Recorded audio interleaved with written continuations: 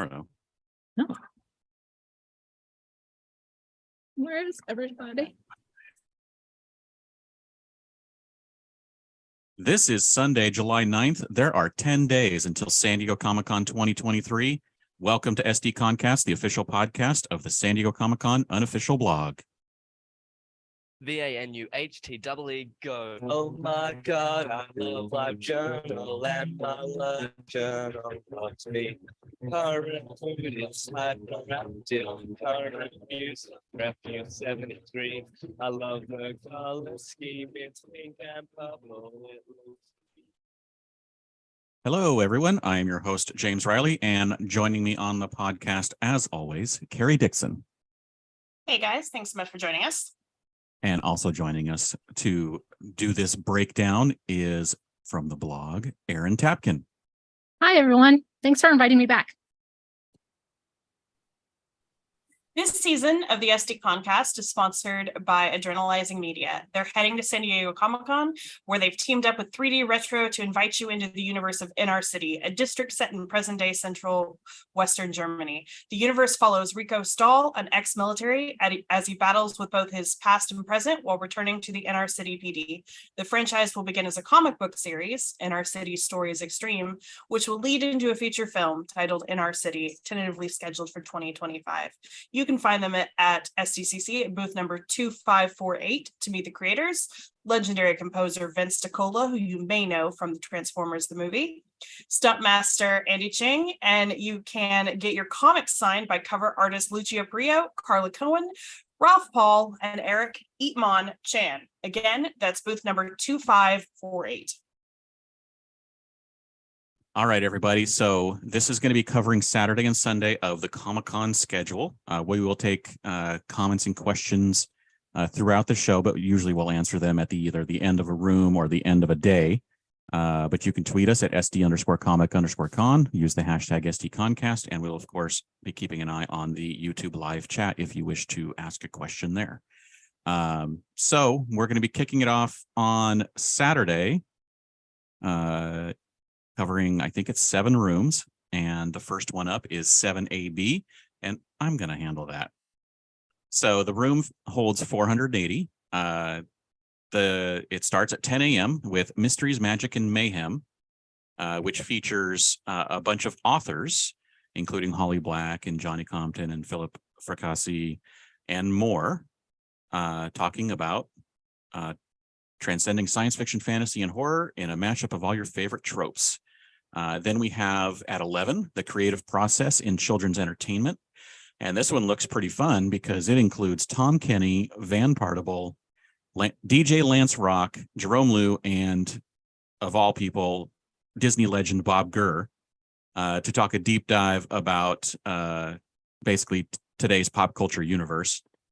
And then at noon, we have A Scare is Born, with a variety of people, including Aaron A. Craig, Johnny Compton, Sylvia Marino Garcia, and more, to talk about writing horror.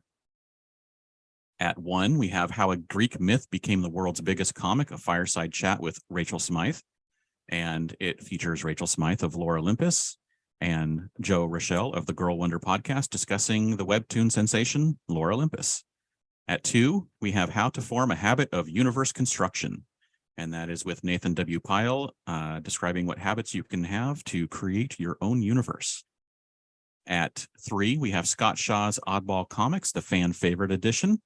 And this features Scott Shaw, who is one of the co-founders of Comic-Con and has been many times. And he's going to basically talk about Oddball Comics. At 4:30, we have History of Cartoon Voices with Keith Scott, a top voice actor and impressionist from Australia. We'll be talking about the history of cartoon voices. And joining him will be historians Jerry Beck, Leonard Malton, and moderated by our friend Mark Evanier. At 5:30, we have No Man Am I, the Women of Middle Earth. And this is discussing the women of Middle Earth with a bunch of the folks from the Tolkien fan sites like theonering.net and Tea with Tolkien and others. At 6:30, we have Enter the Latina Superhero.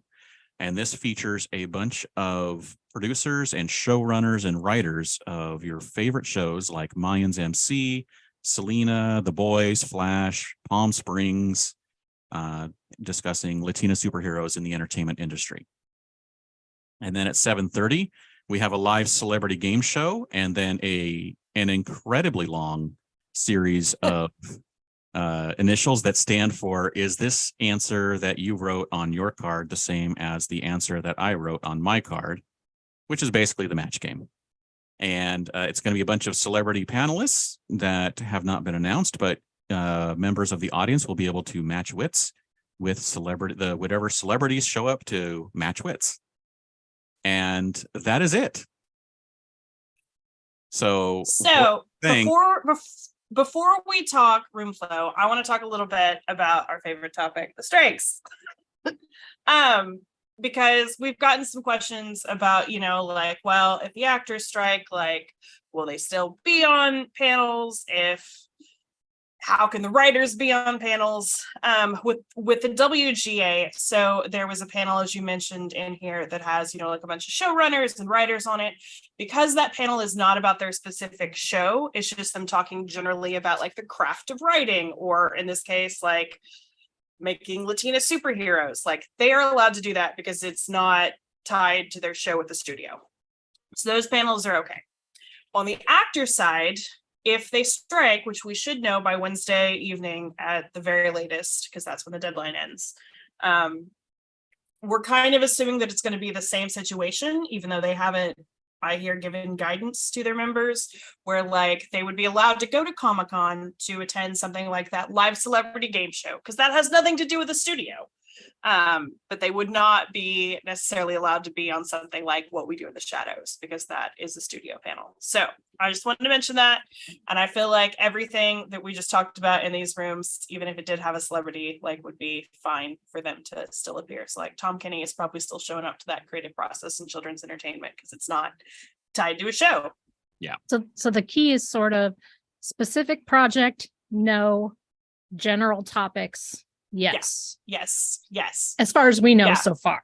Or promoting something that is not controlled by either the Writers Guild or SAG-AFTRA. So Yes. Animation. audiobooks, video games, things like that are all things that they can show up and promote. Graphic Comics. novels, comics, Yes. yes. Absolutely. All Any of that's totally those. fine. Yes. Yes. So anyway, I just wanted to give a brief overview of that because I feel like that's an important distinction to make here. But what do we think about room flow for this room? Well, I think this room should be fine, except for if everybody figures out that people like Tom Kenny are on that creative process one and they have a hole in their schedule, or if they want to see Disney legend Bob Gurr. I mean, that's really the thing, that is if people decide they want to go to things like this. But of course, we also have things like Cartoon Voices and Oddball Comics, which, may fill up a 500-seat room with, all of the big rooms closed. People who like going to panels may start filling in all of the other panels. We don't know. Yeah, I agree. I think the biggest one is the 1:00 one with Rachel Smythe about Lore Olympus. That Lore Olympus has such a huge following. And then to follow it right with the creator of Strange Planet, who also has a huge following. I think I think anyone who stays or is there for the one is probably going to stay for the other one. And that's right in the middle of the day. So how early will they get there? Are they gonna? So what you're saying is that it's good that we brought you because some of these comics. I do. So I do know Lore Olympus. Yes, I do know that has a big, rapid fan base. And even I think if you looked up Strange Planet, James, you would even recognize it just from seeing it all over the place. I see people share it on Facebook and on Twitter like all the time. The daily comics that Nathan makes. Gotcha. So yeah, those are pretty big. And then the fact that the Scott Shaw's Oddball Comics, and we all know like how entertaining he is, and then Cartoon Voices right after that. So it's like, I think that people could spend a whole fun afternoon I think they Just could, but I those. don't think that most people are going to park themselves in that room all day. No. I think there's going to be plenty of turnover. I think that, like, you know, if you are there, like you said, for Rachel Smythe and Nathan Pyle, you're probably going to leave after that. If you are there for cartoon voices, like, you might be there for like Scott Shaw's oddball comics, but you're probably not going to be in there all day. And let's Right. clarify that in this particular room, the cartoon voices is the history of cartoon voices. Yes. It's not going to be a bunch of Right. voice actors doing a bunch of skits No. and stuff. It's actually going to be No. discussing cartoon voices. Yeah.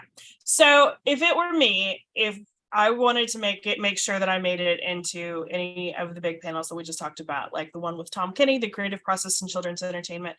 And before we move on, I want to mention that if you want an autograph signing with any of those people, you can pre-purchase your slot on Hyperactive Monkey's website. But if you want to make it into that creative process, the Rachel Smythe, the Nathan Pyle, or the history of cartoon voices, I mean, I would basically show up maybe like a panel before. Because it's a small room. Right. There you go. That's it for that one. All right. Well, we're going to move on to room 6D and E, which is a little bit bigger. 884 is the capacity of that room. And it starts at 10 a.m. with Dungeons and Dragons, an animated anniversary. Mark Evanier is going to be on this one again. I think we're going to be saying his name a lot tonight. But they're going to be talking a lot about the Tabletop Games 40th anniversary as a Saturday morning cartoon. So there's going to be comic writers on there. Luke Gygax, who is the son of the D&D creator, is going to be on there. TJ Shevlin, who is also an awards judge, he is going to be moderating that. Next at 11:15, it's Boom Studios. Boom Studios, the president and the publishing is going to, Philip Sablik is going to be moderating. There's some really great comic people on here. Lee Bermejo and Jenny Frizen are probably two of the best cover artists out there right now. They're all going to be talking about the creative process and what's to come in the Boom Studios world. At 12:30, we have World of Metropolis, and this is going to be all things Superman, of course. Joshua Williamson, who's currently working on Superman, Stina Grace, who has Superman Harvest of Youth, and Philip Kennedy Johnson from Action Comics. And a few others are going to be talking about what's to come in the Superman universe for DC. At 1:45, it's a spotlight on Joe Quesada. Now, it says Joe will be taking any and all of your questions. So I'm presuming it's a full-on Q&A. He tends to be pretty open with stuff, so I can't imagine him turning down answering any questions. At 3:00, it is Defiant, the Robert Smalls story, and Robert Smalls is memorialized in a graphic novel, Defiant, which is from Legion M. It's the story of an enslaved harbor pilot who became a naval war hero, and it is also, I believe they're working on adapting the graphic novel into movie form. I think so. I'm fairly certain that's correct. Or they're adapting the story into a graphic novel. It's all about Robert Smalls. So I would highly recommend that one. And there's a Legion M executive, Chris Cooper. He's going to be moderating that one. At 4:15, it's From the Dark Knight to Count Crowley. This is all about David Desmalchin's journey from comic book movie actor to comic book creator. He's been in Christopher Nolan's Dark Knight, the Ant-Man franchise. He's the Polka Dot Man in Suicide Squad, James Gunn's Suicide Squad. But he also has his own Dark Horse series, Count Crowley's. We've heard really good things about when he moderates panels and talks, and he gets down there with the people and really opens up. So that sounds a lot of fun. At 5:30, it's Legend of the White Dragon, which is celebrating the life of Jason David Frank and his legacy, an exclusive clip of the movie, and a Q&A with selected cast members. And we saw a giveaway for this one. Oh, we did see a giveaway. They do have a giveaway. They have a very nice looking t-shirt for that giveaway. While supplies last, of course. Yeah, it's not mentioned here, but we No, put a it's photo not. of last night in our Under the Tents. Yeah. And at 6:45, the room is closing out with the 15th anniversary screening Miyazaki's Studio Ghibli Ponyo. Sponsored or hosted by Hot Topic. All right. So what do we think of the room flow here? Well, what are the choke Pretty points? exciting for it's pretty exciting for comic fans. yeah. And the stuff going on in Superman right now has been a lot of fun and brought a lot of people back to Superman that hadn't been reading it for a while. So I think that the world of Metropolis will be exciting. I don't see people sticking around. Yeah, I think this is Panel a lot after of panel. turnover panel to panel, so I don't think you really have to Yep. worry about any of these. Yeah. I mean, show up Yep. 5-10 minutes before, and I think you should be fine on pretty much all of these. Yeah, I agree. Just time to get in. If there is a small line or whatever, because one panel is near full, like the Superman panel, the next one it'll probably clear out for. So you just have to wait for it to do the moving around. So that's about the only delays you're probably going to have on any of these. Yep, I agree. That's All a right. nice way to end it too with that screening. That's Yeah. calm. They've been doing a lot of Studio Ghibli movies, Yeah. screenings almost every year. It's I think. nice. Which, since he put out so many, they can almost always have an anniversary almost every year. That's very true. Yeah. All right. Well, I'm pretty sure Hot Topic is the one who brings it every year. Yes. So Next up, we have room 6A, which holds just over 1,000. And we are kicking it off at 10 a.m. with spotlight on Felicia Day. And she's basically just going to answer questions about her time as an actor, writer, and producer. Next up at 11:15, we have Mushka, the world-renowned animator Andreas Deja. And it's going to be Andreas Deja, who is a Disney legend.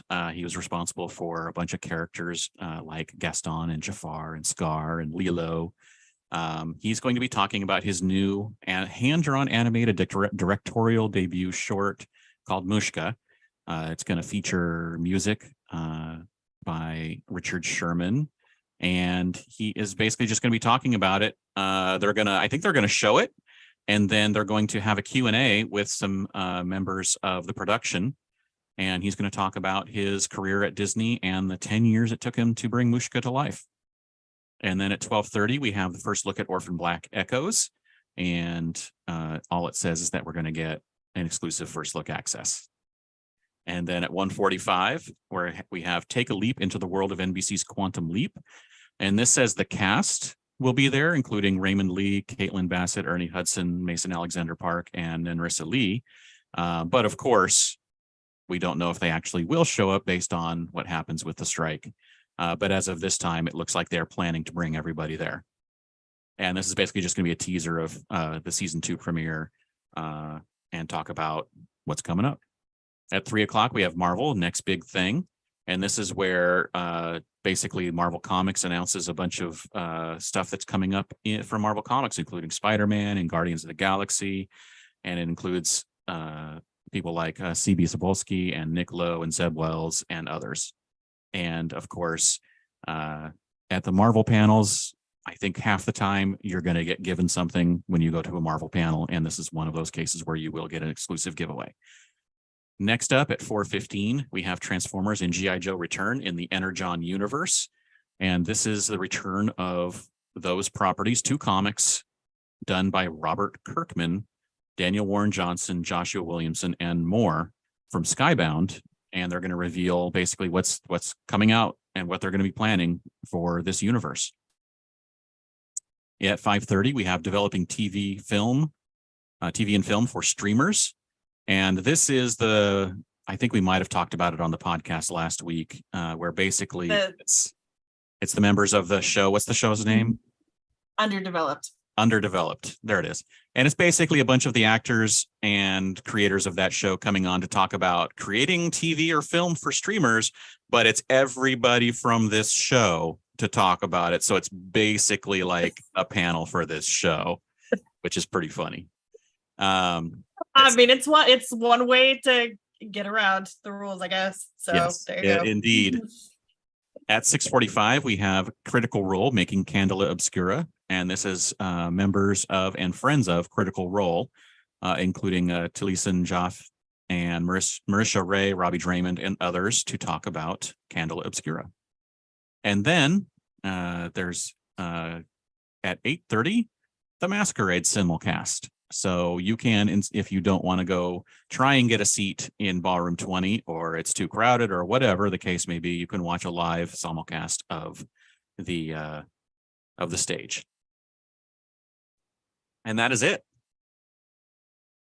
So since this room only seats about 1,000, I mean, I do think that there's going to be a couple of choke points here. First of all, there's Felicia Day in a smaller room than Indigo.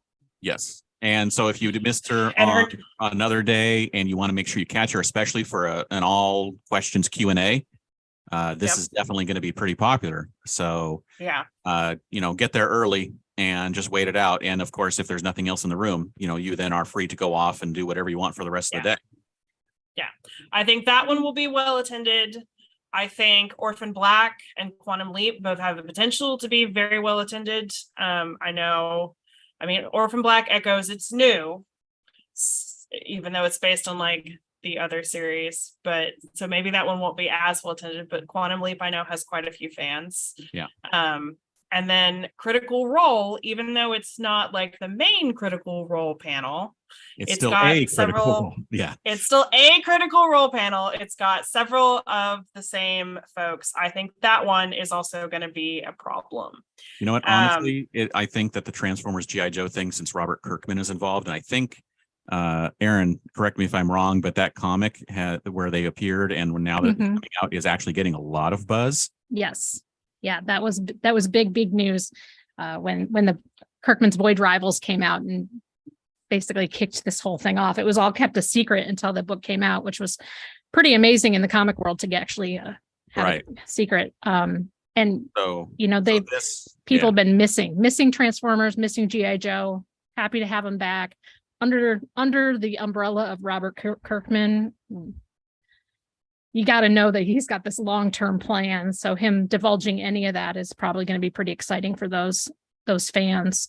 Before that, with having the Marvel panel before that, I think you'll see a lot of people hang around. I know that people are very excited. Fans are very excited about Jonathan Hickman's Ultimate Universe. So that's been all the talk in the comic book store these past few weeks. So I do expect that one to actually be a surprise choke point, at least as far as a lot of other people may not know, especially since there's some other TV stuff in here. They may be surprised when this panel starts filling up before. So the good news here, though, is that I do think there's going to be a lot of turnover. Like I would bet you after Felicia Day, the people leave. After Quantum Leap, I mean, maybe, people will stay for Orphan Black and Quantum Leap and then leave. Yep. After the Transformers panel, people will leave. So if it was me, I mean, I would probably show up like, even though, I mean, it's a weird year because Hall H is not amazing. I would not devote more than an hour of waiting to any of these. Yeah. At this point, I was going to say 30 to 45 minutes. Yeah. Yeah. I would not devote more than an hour. So if you're really feeling antsy about it, get there at the beginning of the previous panel and you should be okay for almost any of these. And again, of course, the caveat is if things are going really weird and everyone's like, I can't believe it, but the line for 6A is wrapped around the building 5 times, then I think we know that something is up. But I don't think that's going to happen. So, yeah. Would you recommend that folks, like, let's say someone's interested in that Marvel panel, would you recommend that they do a walk by or drive by a couple hours beforehand, see what the situation is, and then maybe again 30 minutes before? Especially with like as much turnover as I think this room is going to have, I don't know that like showing up several hours early is really going to benefit you. Right. Like I don't think that necessarily makes sense. What I would do though is keep an eye on Twitter, search, like SDCC and then your specific room. So, which in this case is, what are we doing? 6A? Yeah. So search SDCC 6A, keep an eye on that. And then, just again, show up like 30 to 45 minutes before, take a look at the line. Like if the line looks decently sized, like hop in it. If not, go grab a coffee or a pretzel. And if you're in one of these rooms during a panel and you see a ton of open seats, and nothing's happening, maybe get on Twitter and say, hey, I'm in this room. There's a bunch of open seats. If you're thinking about this next panel, come on down. Yeah. Because people are going to be, if we're sending people to Twitter, we might as well send people to go tweet to let us know. Yes. Absolutely. Absolutely. Okay, so then we move on to 6 BCF, which holds about twice as many people with around 2,100. And things kick off in the morning with Snoopy Lives It Up on Apple TV Plus at 10:30 a.m., which is basically the Camp Snoopy Apple TV show. We keep being asked, like, is Apple TV at Comic-Con? Yes, they are for Snoopy, but that's about it. But it's basically just a look at the upcoming animated series along with a whole bunch of Peanuts folks. And it's moderated by Damian Holbrook. It should be fun. At 11:45 is the always popular Quick Draw, which is a bunch of amazing cartoonists like Scott Shaw, Tom Richmond, and then Disney legend Floyd Norman this year. Unfortunately, no Sergei Argonies this year. But Mark Evanier will be moderating that as always. And if you've never been, it's basically just like people throw out suggestions and they draw stuff, and it's a lot of fun. At 1 p.m. is Cartoon Voices 1. There's another panel later in the week. But this one has several voice actor folks like Adam MacArthur from Star vs. the Forces of Evil, Elle Newland from Lego Marvel Avengers, Keith Scott from Bullwinkle Moose. So if you missed that history of Cartoon Voices, you can see Keith Scott here. Bill Farmer, who's like Goofy and Pluto, Dave Fennoy from Batman and Transformers, and Jessica I'm going to mispronounce this. DeSico from The Emperor's New School and Muppet Babies. And again, it's just a bunch of folks doing cartoon voices. It's a lot of fun. And because this is not associated with the studio, I would still expect these folks to show up. At 2:45 is the Dragon Prince All Aboard for Season 5, where you will get your first look at the new season. It says cast, crew, creators, and an open Q&A. This is one that if they strike, we'll see what happens. At 4 p.m. is Demon Slayer, where you can join the cast, which includes folks like Zach Aguilar, Abby Trott, Griffin Burns, Kira Buckland, and Zeno Robinson. At 5:15 p.m., Ubisoft and Lucasfilm Games are bringing their upcoming Star Wars Outlaws game. And I know that people are really excited about this one. They've got like the creative director of Ubisoft. They've got several folks from over there. And then they've also got some of the voice talent like Humphrey Gonzalez, D. Bradley Baker, and Jay Rincon. And then we end the night at 6:30 p.m. with Babylon 5, The Road Home, which is the world premiere screening of the animated Babylon 5 film. Basically, the whole cast is going to be there. We've posted before about like who exactly from the cast is going to be there, but so long as they don't strike, I mean, I would fully expect them to show up here on this panel. So let's talk about room flow. Cartoon Voices and Quick Draw have annual fans who go every year, like especially this year when again some of the rest of the schedule is, you know, a little bit lighter. I think those are for sure going to fill up. Like I would honestly show up an hour before for those. Cartoon Voices. Snoopy's not a bad one to have to sit through. Yeah. You know, that sounds like it'd be very enjoyable. Yes, absolutely. Snoopy would be a lot of fun to sit through, but yeah, like if you want to make it into Cartoon Voices, I would show up at least an hour beforehand, or honestly, like I don't think you'll get in. Yeah. It's always packed. Is it always in this room? I think so. Yeah. Is it? Yeah. And then I think, in my personal opinion, the other two big chokeholds are the last two panels. I think that so many people were psyched about that Star Wars game when we announced that it was coming. So I think a lot of the gamers and the Star Wars folks are going to want to go to that one. And then that Babylon 5, the Road Home panel, I think will be very well attended. Yes, I agree. And Demon Slayer is fairly popular. right? As I is think so. Dragon Prince. Yeah. Yeah. So I think those will mean, be popular, but they'll be Well- popular with different people. Like, right. I think They'll be that popular. Yeah. Yeah. They'll be popular with different people. And I don't know that I feel like either of those are like 2000 fan No. popular. Star But Wars I mean, Outlaws is. yes, Star Wars Outlaws for sure is. But I mean, if enough people line up early for Star Wars Outlaws or Babylon 5, then like, yeah, you might have a problem getting into Demon Slayer or Dragon Prince. It really just kind of depends on what folks do.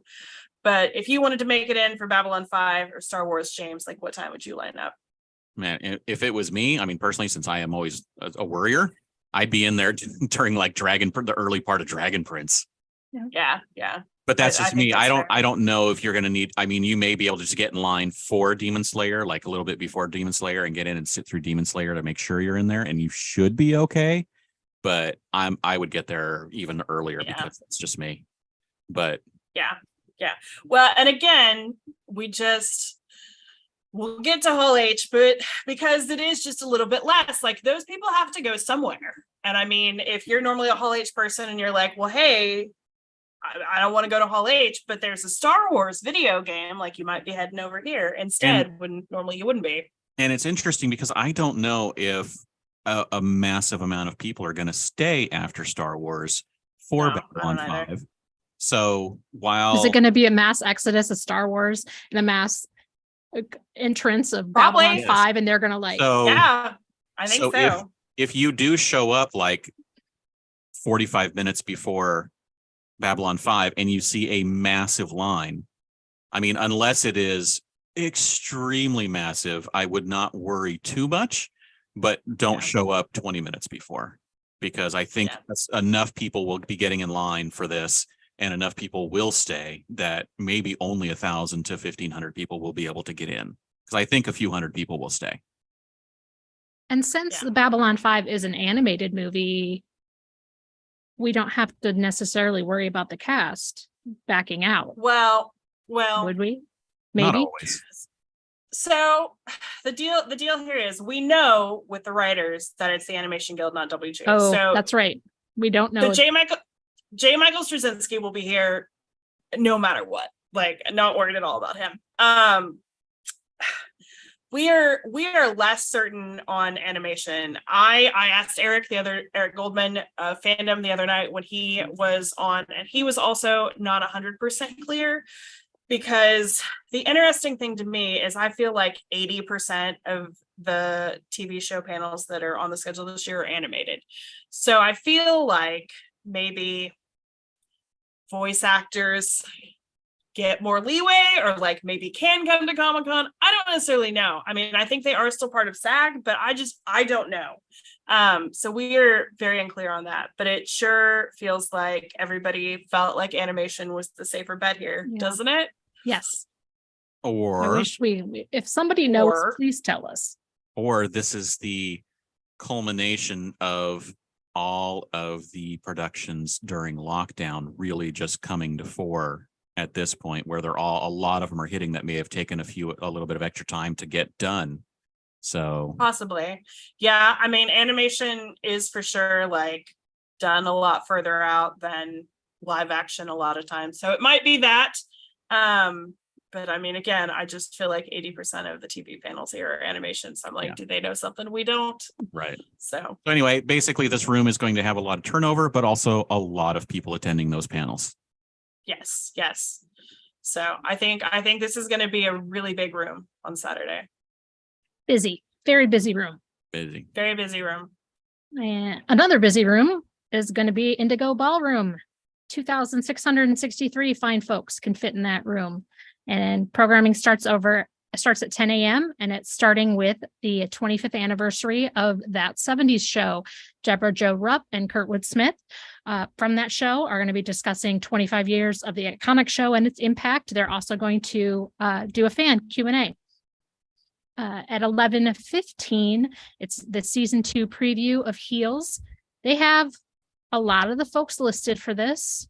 Whether or not we'll get to see any of them, who knows? But at least we'll be able to see a season 2 preview. At 12:30, Abbott Elementary, class in session. The stars of ABC's Abbott Elementary take the stage to discuss the breakout hit. There probably should be an asterisk by there, some sort of caveat about the stars of. At 3:00, Hope and Perseverance in Hollywood, award-winning and groundbreaking actors from your favorite fandoms, shows, and films. Jessica Sang, pop culture historian from the History Channel, is going to be interviewing folks. At 4:15, Sights and Sounds of Lumpia, the Deep Fried Universe. The creators behind the award-winning film Lumpia with a Vengeance are going to be celebrating the 20th anniversary of the original movie, and both films will be screening over the weekend, Thursday, I believe it is. And they're going to be talking a little bit about the importance of representation and community building. And it's got a lot of people associated, producers, everybody, soundtrack artist, which is also an exclusive this year. This one includes a giveaway. It says a free print. Yep. And we showed off that print on our site as well. So before we get into room flow, let's talk about what's going to happen if they strike. Okay. This one I feel like it's... I think the first panel has been incredibly smart here, because what they've done is they have brought the two returning cast members from that 90s show, which is still, it like has been renewed, but they've titled this that 70s show 25th anniversary. Right. So I'm like, this is basically that 90s show panel, but unofficially, so that I feel like if it strikes, it can still come. Right. I think that's smart. Very smart. So that's my take on that one. As far as like Heels and Abbott Elementary, I mean, if they strike, I think Abbott Elementary is probably 100% out. Because I mean, again, would they just cancel it? I mean, who would they even bring? Yeah, I can't think of anybody. Well, and I mean, like Quinna Brunson is, the showrunner and all that. So I cannot see that panel continuing if they're striking. That one I felt very ambitious when it showed up on the schedule. Heels, maybe they could just show something. Yes. With a lot of these panels, I'm hoping that they have a backup plan just in case the actors do strike, like footage, or maybe they've even pre-recorded the panel, which I know that that's no one's favorite thing. Okay. We all know we're sick of Zoom. It's nobody wants to like watch a video on a screen, but I think most of us would still rather do that than have no panel. So I'm hoping most of these have a backup plan. But anyway, I just wanted to say even a blooper reel. Bring us a blooper reel. Yep. Okay. So let's say there's no strike. Let's say this room goes off as advertised. How would it be? What do you think? You're big into Indigo. I think that if Abbott shows, I think that one's going to be packed. Everybody loves Abbott. Last year it was only a Zoom panel, and I think a lot of people, even though they did pre-announce it way before, unlike the Brookie, don't do that, kids. Don't announce that your panel is pre-recorded like 30 minutes before, unless you want everybody to be real mad. I think Abbott would be the biggest panel of the day in here. I mean, again, I think it has so many fans. I think it would basically be what like Brooklyn Nine-Nine was a couple years back. For that, I would show up in the morning. Maybe, I would show up like before that 70s show, honestly, because I think probably most people would be fine. Most TV people would be fine, like sitting here and camping out for those. And remember, if everything does go off and Heels happens, remember that Stephen Amell is still incredibly popular for Arrow. Yes. Oh, for sure. And Michael Waldron is very popular because he will be writing the next Captain America movie. Yeah. And Mary McCormick is popular because she's just awesome. And that's fair. I still think Abbott would win. Yeah. Oh, yeah. I mean, again. No, you're absolutely right about that one.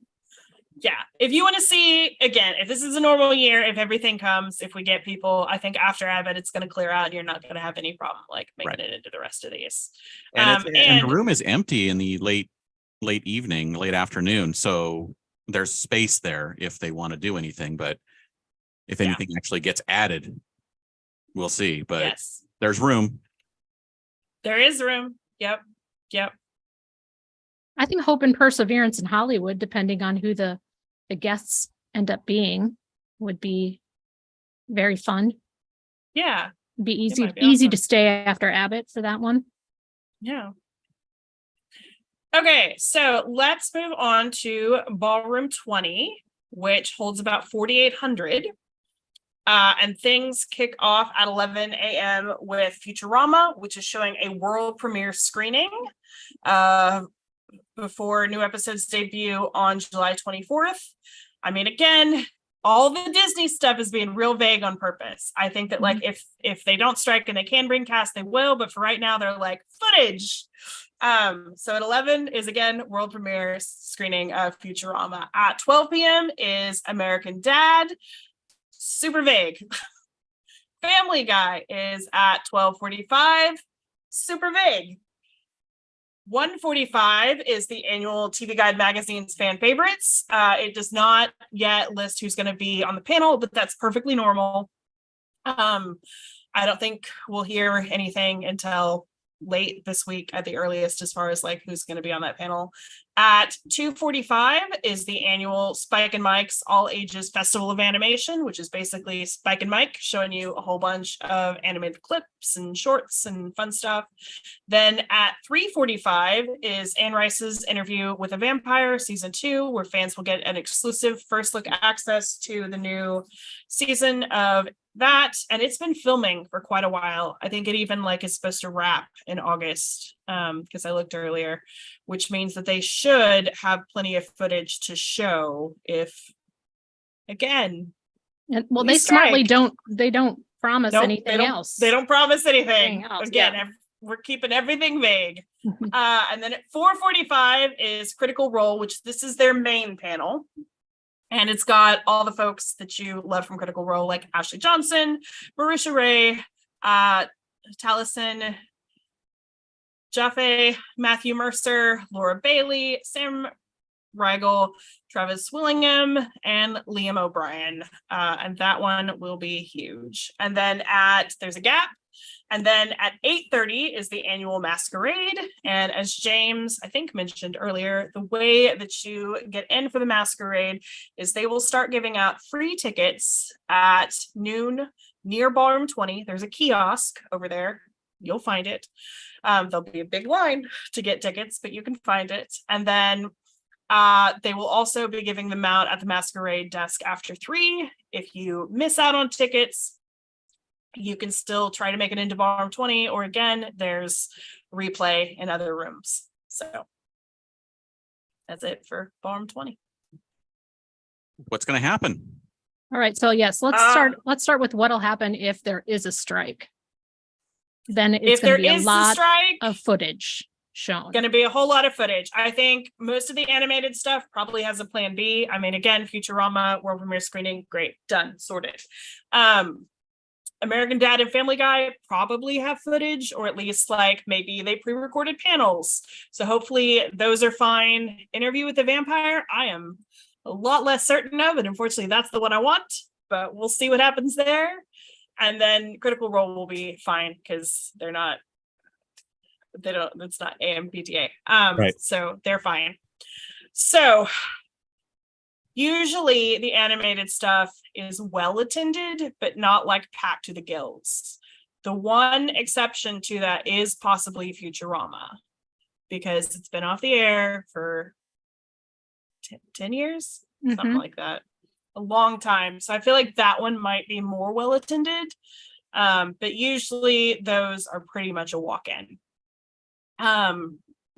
And then I think, as much as I love Interview with the Vampire, I don't think you have to worry too much about that one. I think the one that you really have to worry about is Critical Role, because it has a ton of fans and they will show up for this, and they'll show up early. So if I wanted to make it in for Interview with the Vampire, like I would get there before Spike and Mike's. Yeah. You mean for Critical Just to be Role or safe. for Interview? For Interview for sure. I mean, maybe for Critical, maybe for both. For both, I would show up like in Spike and Mike's and just sit there because they've got a ton of fans. Okay. So yeah, just one big thing in the room. Otherwise, it's come and go. What happens to something like TV Guide if they can't get anybody? There's Well, people I mean, around. will they That's what just, I think it too. says stars and that's, sort of generic.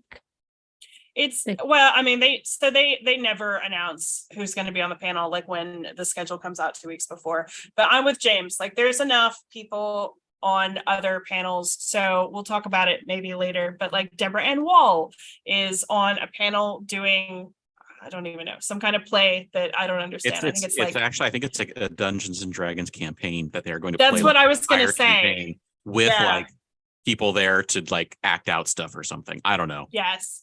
Yeah. But anyway, so actress Deborah Ann Wall is on that panel, but they could easily like grab her and have her be on the fan favorites panel. And there's other folks like in other panels that are not tied to a studio that they could be like, hey, we want you to come and do this.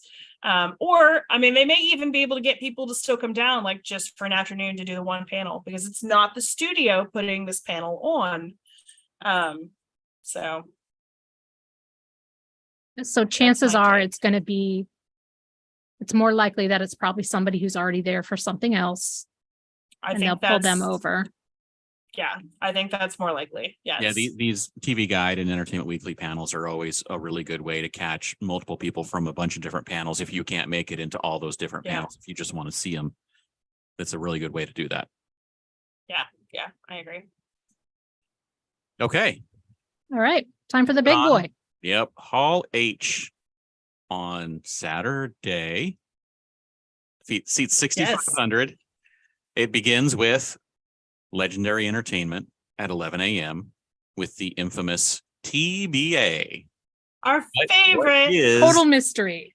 Mystery. What do you think the most likely candidate is for what they're bringing? I mean, what everybody wants is Dune and then Godzilla and King Kong. What do you actually expect to show up? Minecraft? Minecraft doesn't come out until 2025. It was going to come out in 2024, but now it doesn't come out until 2025. But I just feel like with so much animation already on this schedule, which again, I feel like animation is like 80% of what we're getting here, which is fine. But there's got to be a reason for it. Like there has to be a method. They're going to punk everybody. Everybody's going to show up being like, it's Dune and Godzilla. They're going to get like Minecraft. So I hope that doesn't happen because I do think people would be disappointed. No offense to Minecraft, but I think Dune is really what everybody's hoping for. I think the people who like to see big things in Hall H would be disappointed by it. Yeah. Yeah, everybody wants Dune and then Godzilla versus Kong. That's what people want. Well, they're working on a ton of stuff though. What else? What do you shout some things out? What could they give us? The only two things coming out from Legendary is Dune and then the Book of Clarence next year. And then in 2025, they have a bunch of stuff possible, like the Minecraft movie, the Detective Pikachu sequel, Duke Nukem, a Gundam movie, a My Hero Academia movie. I mean, they're just doing a ton of stuff. So who knows, I feel like animation, starts production so much earlier. So I feel like if we're going to get a 2025 thing, it will be animated. But again, I hope it's Dune. I also hope it's Dune. I want to be wrong. So I just want to put it out there that you may be being bugged. Maybe Minecraft. Well, tell me what you think that if it was Dune, what they could show. What could they do? Would they just show us something? The movie's done, right? I think the movie's done, and then the Directors Guild is not on strike, so they could totally bring Denis Villeneuve down to talk about Dune. He's beloved, and rightly so. I think people would be thrilled to see him. They would be thrilled to see footage of anything. Yeah. I think they could have B-roll of the vistas they filmed, Yes. And they have that. They have a book coming out for those too, so they could tie it in with the book. I honestly think that if Legendary truly does bring Dune, that will be the talk of the entire weekend. everyone will be so excited because again, like there's not that much of their competition in Hall H. Like, yeah, if they bring something good, like they have won Hall H for the week, I think. Yeah. So which is what we were saying. If Warner Brothers brings something, they have won. And then we found out Warner Brothers was, it's like we keep saying that, like, okay, if they do this, then they've won it. Yep. So we'll have to see what the heck that winds up being, and most importantly, whether or not they announce what that's going to be before the panel. Yeah. That's always the question. Yeah. So we'll go over the other few things that are in this room, and then talk about the flow. 12:15 is Gala Film Ghosts of Ruin, and this is a new upcoming series that is going to feature talent including Tony Revolori, K-pop star Alexa, Josh Keaton, Karen Strassman, and John Bentley. They'll be led by the creative team and showrunner, executive producer, and such for this new animated series. At 1:30, we have the Star Trek Universe panel, which they have been doing for the last few Comic-Cons now. This one's going to be covering Discovery, Lower Decks, and Strange New Worlds. Doesn't give any other information, just that it's going to be exclusive content from those shows. And then at 3:15, covering their bases, right? Yeah. Again, as Carrie likes to say, very vague. At 3:15 is Entertainment Weekly's annual Bold School, and this features a variety of people in entertainment for a lively discussion. And this used to be the Women Kick Ass panel, I think, but now they took that out. And I think Bold School. Yes, because they now the fearless females and non-binary forces. Correct. So I think they broadened that just a little bit for everybody. And then after that, at 4:30, we have William Shatner. You Can Call Me Bill. And yes, it's William Shatner talking about himself. What a shocker. It's basically, there's a documentary that someone is making or has made, and it's about William Shatner, and a bunch of the people will be coming and talking about it. And there's going to be surprise guests and such. So we will see what happens. But basically, if you want to see Captain Kirk, go see Captain Kirk, because this is a good chance. There's going to be 6,500 people, that can fit into that room, and it probably won't fill up. So if you want to see them, go walk and see them. Yeah. All right. So what do we got here? Here is my question for you. Okay. Legendary Entertainment. Let's say that it stays TBA. Okay. But this is also really kind of like the only Hollywood studio panel on the schedule, like for movies in Hall H. Does it fill up because everybody's just like, oh my God, like maybe this is Dune, maybe this is something great, this is my one chance to like have my normal Comic-Con experience if you're one of the Hall H people? Or if it stays TBA, is everybody like, well, I'm not gonna waste my time on that? That's really hard to say. I'm sure there's a certain segment, but I don't know if it's enough to fill the room first thing that would do that. Legendary has done some pretty good stuff in the past, but typically, that's when there wasn't a strike going on and they could. Yeah. Yep. I know. I'm just, with this being, again, like basically the one big studio movie panel in Hall H, I am so curious to see like how well attended this is if they don't announce. But I think the point here being is Legendary, if you have good stuff, like announce it. Tell people what the heck you're bringing, and everyone. And you will have a full room. Yeah. You will have that thing that you're looking for, the talk of the town, the packed house that you can say, look what we did. We brought 7,000 people to Comic-Con. So if you even if it's just like, here's our titles for My Hero Academia, or one of the things coming up in a long ways away. Give us a timeline like Marvel does, or something like that. I feel like they could do something. Yeah. Otherwise, I honestly don't think that the room fills up. I mean, Star Trek is very popular, but I just don't know if it will fill the room. It will be very full or near full, but I don't know if it's going to be packed enough to have a line outside that you have to wait in. So Yeah, I agree. No. I agree with that.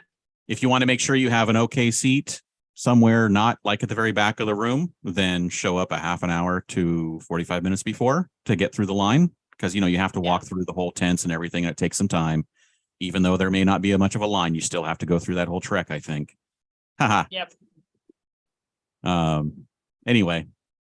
And then, that's about it. So that's it for the room. So Yeah. let's answer Okay. a couple of questions real quick. Well, hold on. Before we move on, let's talk about this. What do we Okay. think the odds are that they're not even doing wristbands in Hall H this year? Because I think very high. I would agree with that. I haven't seen anything I think that let me even rephrase the that. most What are hard. what? Yeah, let me rephrase that. What are the odds that they are doing wristbands? I think low. Yes, no, I don't think they need to. Is there? No, I just I don't don't think. think they do either. I'm trying to think about the most fanatical people I know, and there's nothing right now scheduled for Hall H that I think that anyone would need to No. line up for overnight. I agree. Hopefully I they don't weren't think it's gonna counting be- on that and don't have hotel rooms. There will for sure still be people camping outside the night before, because for some people, like, that's just the convention. Gotcha. And then I'm also one of those people. Like, I've camped out many a year because, like, even even if it's, look, I like my TV stuff, but I like to be up front if there's actors. So I've camped out plenty of times, even for stuff that's maybe not like incredibly well attended. So there will for sure be people still camping out, but I just don't think it's going to be like so many people camped out that like the room is going to fill up like just from Right. the campers. So my guess is that there is probably no next day line and that they probably are not doing wristbands. I looked up, and last year they announced the wristbands on actually, I think, July 4th, which we are well past. Right. It does And that would have save been them. before the schedule came out. Yes, it does save them some cost in Yep. both the wristbands and having people to distribute them and having Yep, people line secure. management. Yeah, line management. Thank you. And if it's not needed, why do it? James, what do you think? I agree. I don't see a reason to have wristbands. I mean, like you said, there's going to be people lining up. They're going to have the tents. There's going to be people sleeping underneath the tents, because that's what people do, like you said. Yep. And you can see in the chats that James Binder says that Blinkies on Twitter, people who have done it in the past, have said that they're not being used this year. Yep. Just don't seem to be any reason for it, unfortunately. There are some things I thought could have popped up on Sunday that maybe could have been worth it, but they haven't seen them yet. Did we lose Carrie? Oh, there she is. He came back. She's like, I don't know what's happening. Carrie, we see you. You're working again. Keep talking. I gotta switch my headphones. All right. Should we talk about our dark horses? Actually, Fun. let's see Oh. if there's a couple of questions that Oh, yes, you were going to do some questions. Let me see here. Oh, so this was an easy one because we've kind of answered it here and there, but Straight to VHS asks, will an actor strike cancel some existing panels entirely? Yes, it is entirely possible that the strike will cancel them if they decide that they just don't have anything else except the actors to bring to talk about things. So that's the way it goes. Yep. And then Lenny asked, writers and cast can't go to panels if the strike is in place. Does that strike cover purely showrunners as well? Well, it's kind of a gray area because a lot of showrunners are also producers. So I think if they go, I think it would be really hard to say if they're both a producer and a writer. But in the case of something like a movie, the writers are typically almost never the people that are also like really in charge of everything, like a director or producer. So typically a director and a producer will show up for a movie, and then the writer can just not show up and they still have people that can talk about it. But TV shows, I think, would be the ones harder hit if the writers and stars couldn't go because then there was almost nobody except a producer, and producers of TV are not really the people that you know and hear about. The one obvious exception there is, again, like if they have a bunch of footage that they can show, like that's why a bunch of these are premiering an episode, or if they did pre-record a panel.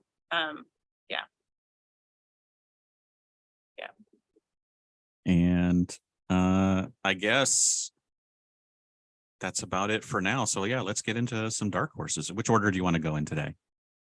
Erin, why don't you go first? I will start. So Saturday, I've got two dark horses. I picked Warren Kremer, Harvey Comics Cover Genius. This is from 11 to 12 in room 4. And the reason I picked this is because I'm a big Little Lotta fan, and Kremer did a whole lot of work on Little Lotta, but he also did Casper, Wendy the Good Little Witch, the Hot Stuff comic books, Little Dot, a lot of the Harvey stuff. He was a very good artist, often uncredited in the pages and on the covers. So I think this would just be a really fun panel to get to see some images of older books. If you like that Golden Age stuff, the Harvey stuff, I think it'll be a lot of fun. Also, my second choice is also comic book related, but this one's completely modern. This is the Distillery Devil's Cut panel. This is 1:30 to 2:30 in room 24 ABC. Distillery is a new comic book publishing company done by the founding members of former founding member. Well, no, they were the founding members of the people who did Comixology, and they've brought together a whole host of creators. It's sort of like a cooperative. I mean, I think they all have stake in the company, and we're talking about people like Scott Snyder, Joel Jones, Becky Cloonan, Tula Lotay. Their first project is The Devil's Cut, which is an anthology book, and so they're going to be talking specifically about The Devil's Cut in this particular panel. So if you're want to know the next biggest thing in comics, or what they're hoping is the next biggest thing in comics, I think the Distillery panel will be a good one to check out. So, Absolutely. Those are my two picks. James, do you want to go? Sure.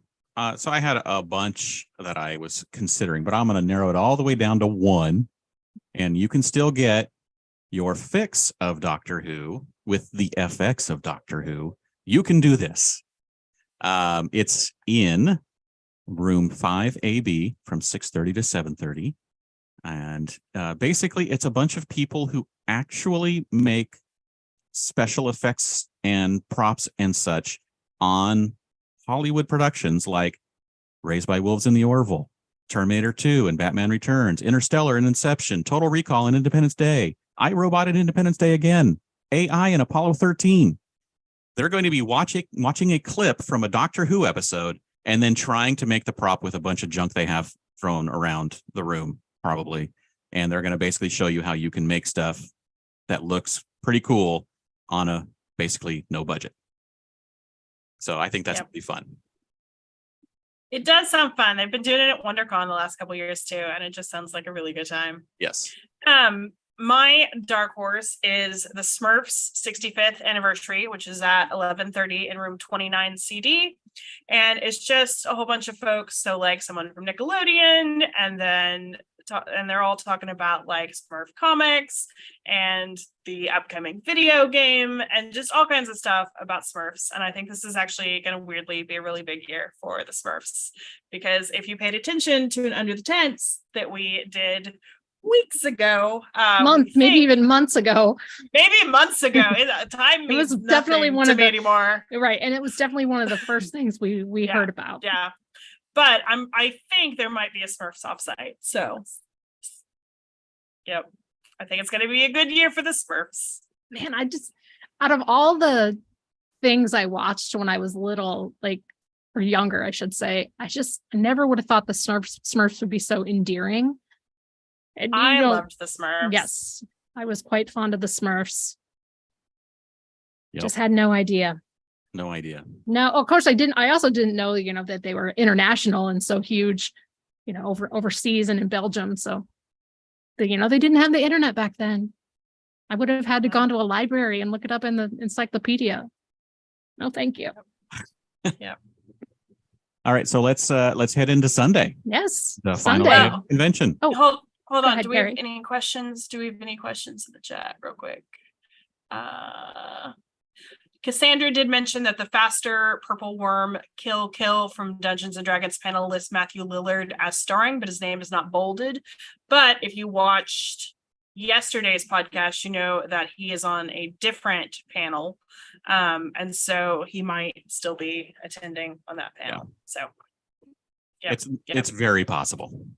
it's very possible. Okay, anyway, carry on. keep hope alive. Okay, Sunday. So we're starting with room 7AB, which again seats 480 people. And since it's Sunday, they are starting at 10 a.m. Pop culture and the Christian church, the Christian Comic Arts Society, exploring the effectiveness of the Christian church within pop culture and how can they be more effective by connecting and using pop culture to indoctrinate new fans, I guess. At 11 o'clock, we're going with lights before camera in action. And this sounds very interesting. It's all about stop motion and the importance of lighting when creating stop motion. The creators that are on this are a lot of people that worked on Guillermo del Toro's Pinocchio. There's a lot of Leica folks, but they're just going to be talking about their job and how bringing artificial light into a stop motion can pretty much make it or break it. At 12 o'clock noon, let's hit critical. So it's a lot of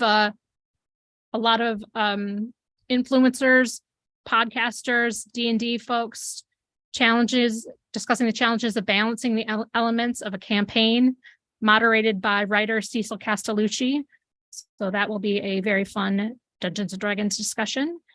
After that, at 1 p.m., Frank Miller, American Genius, Comic-Con special guest and legend Frank Miller. They're going to be talking about his new publishing line, which is named Frank Miller Presents, and talking about there's an upcoming documentary, which is also titled Frank Miller, American Genius. At 2 o'clock, Cover Story. This is another one with hosted by Mark Evanier, and he's got 4 amazing cover artists, comic book cover artists, Todd McFarlane, who you know from Spider-Man and Spawn, Becky Cloonan, who's doing the cover of the digital guide this year. She's also been on Batman and Gotham Academy. Joe Quesada, Daredevil, Spider-Man fame, and J. Scott Campbell, who did Danger Girl, Amazing Spider-Man, and hundreds of other variant covers. At 3 o'clock, it's the business of cartoon voices. So it's another cartoon voices one, but this one is strictly about the business, making it a full-time job for you, breaking into the business, staying in the business, making money in the business, making a happy living. But it's going to have a couple of voice actors, Vanessa Marshall and Greg Berger, a top talent, and of course, Mark Evanier. So that's it in that room. So a lot of craft type stuff. I think Cover Story is probably the big one for the day. Yeah, that's I too agree. small of a room for that for those people. 4 Yeah. people. Folks. Yeah. I agree with that. Yeah, especially And I Todd just- McFarlane. Maybe they're Yes. thinking that maybe he's got a lot of other things going on, so they thought maybe everybody would see him before Sunday. But I mean, you're pairing him with Becky Cloonan and Joe Quesada and J. Scott Campbell, and Yeah, And it's Frank like- Miller is no slouch either. He's that's absolutely Yes. correct. he's a legend. So I would say if you want to be there for Cover Story, which I think is going to be the peak of this room, Yep. you need to get in before Frank Miller. Yes, Yeah, I agree. I think I for agree. the Let's Hit Critical would probably be a good one to aim to get in during that one. And the 2 voice actors in the Cartoon Voices one are both very well known in voice acting. I mean, Greg, I think, has been doing voice acting since the 80s. Oh my. Yeah, I think he's the voice of Grimlock from the Transformers cartoon. So, and Vanessa has done many things, including Hera from Rebels and the Star Wars universe. So they are both very popular, very well known, and so that one may be fairly well attended as well, even though it's just discussing the business side. I do love the tagline that they put on there. This panel is not for entertainment, it's for enlightenment. Yes. That's So yes, That's good. cover story is going to be very popular. So if you're worried about getting in for that, show up very early. I agree. Next up, we have room 60E, seats 884, kicks off at 10 a.m. with National Geographic Kids Greeking Out Live. And this is all about, they're doing a live episode of Greeking Out, which is a kid-friendly retelling of classic ancient Greek myths for the whole family. At 11:15, we have DC Books for Young Readers. And that's exactly what it's seems like. It's a bunch of the creators who do young reader books for DC talking about those books. And then at 12:30, we have Horror Comics with David Desmalkian and Scott Snyder and a whole group of other people talking about horror comics of all things. At 2:15 is Manifest, Last Call for Flight 828. Which is a fan-run panel talking about the show and the fact that it got that final season that got to be put out for a conclusion to the show. And that is it. I have to smile when I look at this because it's so funny to me that they have the DC Books for Young Readers. And then right after it is like some of the heaviest hitting horror comics. It's so funny to me. So what we're saying is there will be basically zero-ish crossover. Yes. I would not think so. Families will be leaving. Yes. Yeah. What's coming up next? Oh, get out of the room. Oh, it's only Scott Snyder. You're only going to get your pants scared off. Yeah. So I don't think anything here. I don't have no idea the popularity of the Greeking Out podcast. I think it's decently popular, but I will say, like, I was under the impression that it was decently popular because I've heard of it, and this is not my world. But when we posted an article about it, it got like no traction. So I'm like, well, maybe I'm wrong. Maybe nobody cares. At least in our sphere. But I do think that Horror Comics one has potential to be big because, again, you've got like an actor, David Desmalkian, and then Scott Snyder. Like, I think that's the panel to beat. Yeah. But I don't think you're going to need to worry about it because the room will clear out. Yes. Yeah, absolutely. Yeah. It's a really, I think it'll be a really good chance to see Scott Snyder, I think. He's very quite popular. And David Desmal. Yeah, just like you said. Okay. If you want to say I was in the room with the polka dot man, there's your best chance. Yep. Okay, so room 6A, which again holds about 1,000. Things kick off at 10:30 a.m. with Women of Marvel, which is exactly what it sounds like. It's got a whole bunch of folks talking, including like Jodie Hauser and Charlie Jane Anders talking about their Marvel series. And then, like James said earlier, pretty much if there's a Marvel panel, you're getting a giveaway, and that's the same here as well. At 11:45 is the second Cartoon Voices panel of the week, where Mark Evanier will be leading Maurice LaMarche, who is in Futurama. So that also means that, like, if cast can go to the Futurama panel, I think you can probably count on him being there. Anna Brisbane, Fred Tatasciore, Frank Todaro, and Courtney Lynn. Again, if you missed the day before or if you just want to see it again, these are always so much fun. Like, great way to spend your afternoon.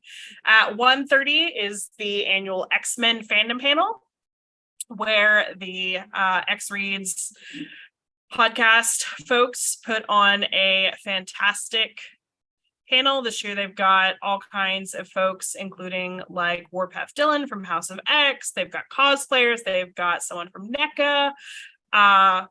And then they will be doing a giveaway, which they do every year. This year's will be a Marvel Stormbreaker from artist Lucas Wernick of Immortal X-Men. This panel is always super well attended, so just be aware of that. And then at 2:45 is the annual Starship Smackdown. They've been doing this for over 30 years, and it's just a whole bunch of nerdy people showing up to debate and talk smack about pop culture stuff. And that's it. Yes. That's it. That's it. So let's talk Can about. I ask? I'd like to ask about cartoon voices as somebody who's never been to a cartoon voices panel. So, do they? I mean, are they talking in their voices? Do people give them Yeah. scenarios? Is it? Tell me about this as someone who hasn't been to one. They'll have a script. So like last year they had like Wizard of Oz, and it's usually like a pared down version. But then, you know, they'll be like, hey, you're gonna be Toto, or you're gonna be Dorothy, but do it like as if she's Tigger or whatever. Okay. You know, so they'll give them different prompts like to read the script in. And it's just amazing, like to hear them do these spot on impressions. It's funny. It's just a good time. That does sound like a good time. I may have to make it to one of those sometime because it does sound a lot of fun. You This should. is the They are year. a lot of fun. Yes. Yes. This is the year. This is definitely the year. But Yeah. I think a lot of people might have that same idea. So what time do you line up for cartoon voices when there's nothing else on the Yeah. schedule really to fight against it, is the question. And I don't know the answer. Again, I mean, for cartoon voices, normally it's, if you're not there like 45 minutes before, like you might not be getting in. So I don't know. So right away. I would show up there like before the first panel. Yeah. For X-Men fandom, I think there will be some folks leaving after cartoon voices. So I would just make sure like you're there at some point in cartoon voices. Again, maybe show up like 30 or 45 minutes early, because that panel also in a normal year like totally fills up. And then I'm not really sure about the attendance for Starship SmackDown. James, what do you think? It has, I think over the years, it has varied in attendance, but it's always been rather popular. Yeah. And again, I think this year it might be more popular than normal. So I think all of these are going to be more popular than normal on Sunday. So just be aware of that. And we'll talk more about why that is and why that's okay here in a little bit. The X-Men fandom panel too does have Marvel cover artist David Nakayama on it. He's very, very popular cover artist. So if you're a fan of his, that might be a good one to get to see him too. Yep.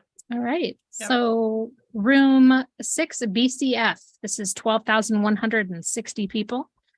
At 10:15 in the morning, they are starting the day off with Miraculous Ladybug and Zag Animation.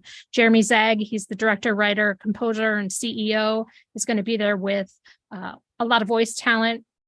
Christina V, Mayla Lee, Bryce Papenbrook, a lot of great voice talent. They're going to be discussing the Miraculous Ladybug and Cat Noir, which is the upcoming summer film. Is that later this summer? I would hope it's not a year in advance, but It could be. it could be. It might Never be. know. Never know. At 11:30, we have the Sesame Street special premiere, Sesame Street's new entertaining and informative special. And they're also going to have a nice, followed by a panel, a little Q&A with Cookie Monster, Elmo, and Andrew Moriarty, who is the coordinating producer and writer. So puppets, that's a good one. 12:45, we've got a Little Mermaid sing-along. This is, they're going to be playing the live action reimagining, Rob Marshall's live action reimagining. It's going to be screening there as a special sing-along edition. So you're going to get to sing along with all the great songs and the lyrics by Howard Ashman. New lyrics by Lin-Manuel Miranda. So if you've got kids, or if you just like to sing along to things, if you fancy yourself are really good at karaoke, this is for you. And more singing. I do think it's nice that like this just came out, you know, again, time means nothing to me anymore, but I think like less than 2 months ago. No, you're absolutely right. Yeah. Yeah. So if you have not gotten a chance to see it, you know, this might be a fun way to do it. So As soon as I read the title, I was like, well, it's going to be the animated one. So I was very, very happy to see it was the live action one. And you're already singing, so you might as well stick around at 3 p.m. for Buffy Once More with Feeling, an interactive Whedonverse musical. This is done by the fandom charities Hellmouth Con, 6 Degrees of Geek, It's an interactive screening of the Once More with Feeling musical episode. I don't think it's just singing though. I think it's like full on Rocky Horror Picture Show with, dancing and shouting back and things like that. Yeah. So it also mentions a surprise guest. But that's it for that room. A lot of singing, some Muppets. Yeah, showing a It's- 2-hour movie in the middle there is going to take up a lot of time. Yeah. Yeah. Yeah. Sure is. This is a great room for families to maybe duck in and out of, or leave one of the caretakers there with some of the kids while you go get some last minute shopping done. Because it's definitely all ages All the way until up. 3:00. Yeah, Buffy may not be Yeah. entirely. Yeah. Yeah, I agree with that. So I mean, I think we all know what the problem child is going to be in this room, which is Sesame Street. Sesame Street. Yeah. Those puppets being popular and all. Okay, Mhm. so I don't want to like burst anyone's bubble, but I did look up last night like if puppeteers were SAG, and they are. And they are. So so I mean maybe don't count on the puppets. I just wanted to Maybe throw they that could out just there. show the puppets without the puppeteers. Like here's Cookie Monster on display. Here's a lifeless Cookie Monster. Right. Yes. This is how big it is. Let's traumatize all the kids as Cookie Monster's head just falls And some of the onto table. adults. Our good friend Amy would be shattered. I know. She made a comment last night and I was like, oh, I wonder if they are SAG. And I looked it up and I was like, oh. So again, just be aware that like just because stuff is on the schedule, it may not stay on the schedule or it may shift. We won't know until at the latest Wednesday night at midnight when we see if they're striking or not. So I'm not trying to be Debbie Downer. I just want everybody to be aware that like just because it's been announced does not mean it cannot be taken away. That's true. It's a weird year. I want people to be aware. Yeah, it's crazy. I know. All right, So, so basically it seats 2,000 people. Yeah, There's not 12. plenty of room Sorry. For every Sorry, Lenny. I didn't mean to offend you. So yeah, there's pretty much a chance that you don't need to worry about any of these panels. But Sesame Street, if you're worried, just get there 15-20 minutes early, right? I mean, it's not going to fill up over 2,000, is it? I don't know. I mean, it's a weird year. I mean, it might. If you're worried, I show would up show a half up hour. at least, half hour. 30 minutes is what I would say. So Tell everyone that you know to show up 15 minutes early and then show up 30 minutes early. And That's then diabolical, James. there you go. yes. Okay. So let's just talk about the elephant in the room here. Yes. What, the fact that there's no Hall H? Yeah, the fact that there's no Hall H. So normally there is a Hall H on Sunday. Mhm. There is not this year. There's like for many years, there's not been an Indigo Ballroom or a Ballroom 20 on Sunday. So that's totally normal. Yes. There's no Hall H this year though. But For the my first time since 2004. no, since Actually, no, 2000, 2005. yeah. I think the first year they used Sunday on Hall H was either 2005 or 2006. So ever since then, Yeah. I think they've used it almost every year. Yeah. From what I recall. So, my personal opinion is that, I mean, 4 or 5 days ago before the schedule came out, when we were doing that podcast with Eric last week on Wednesday, it was like, we know of about 5 panels that are going to be there for movies and TV. What is even going to be on this schedule? And then Thursday came out and I was very pleasantly surprised. Friday came out, very pleasantly surprised. Saturday, still very pleasantly surprised. Like, I didn't even think we were going to get Legendary. So I think that's fantastic. But I think what they've done is they basically had enough programming to make 3 pretty good days. I think that Comic-Con International has done a fantastic job of programming with what they had to work with. It's a weird year. I totally understand that. I think they did a great job of programming 3 days. And I think their alternative then was to do like 3 much weaker days, but then keep a Sunday Hall H. And I think instead of having like 4 weaker days, they said, let's make 3 strong days. And then 1 day with like no Hall H. That's my perspective. And the glaring omission, of course, is the FX stuff that kicks off Sunday is on other days or not there at all. Doctor Who possibility did not materialize. And last year's Funko panel did not materialize. Funko to me is, that's the one I'm the most surprised about. Yep. That's for sure the one I'm the most surprised at.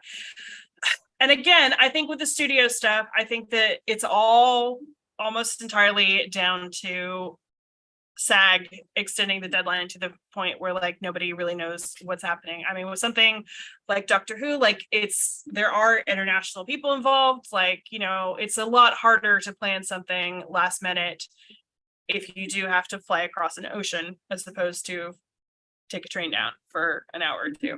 Big difference. Right. So I think a lot of these people who maybe would have shown up just said like, we're too close to the deadline. We don't know like what's going to happen. We don't know if we can wow attendees, which is what you want to do. Like nobody ever wants to go to Comic-Con and have a lackluster panel. Like you want to show up and everybody be talking about you.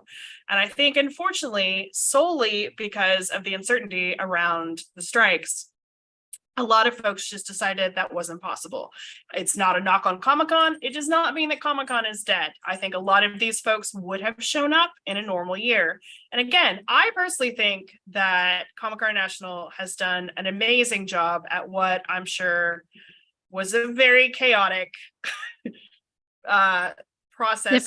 Very difficult. Yeah, trying to work this schedule around like so much uncertainty. So there is so much over these 4 days that I did not think we were going to get. Now, I mean, it's all TBD whether or not half of it stays, but I mean, right now, I think they've done a great job. So I just wanted to say that.